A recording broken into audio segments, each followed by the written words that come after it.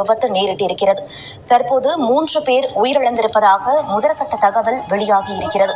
படுகாயமடைந்த பள்ளி மாணவர்கள் தற்போது மருத்துவமனையில் அனுமதிக்கப்பட்டிருப்பதாகவும், ரயில்வே கேட்டை கடக்க முயற்சித்த போது இந்த விபத்து நேரிட்டிருப்பதாகவும் முதற்கட்ட தகவல் வெளியாகி இருக்கிறது.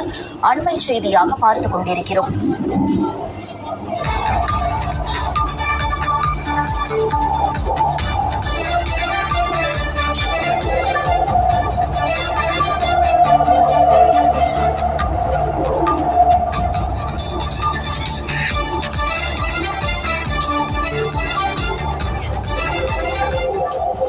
இதுகுறித்த மேலும் விவரங்களை எமது செய்தியாளர் தேவநாதன் வழங்க கேட்கலாம்.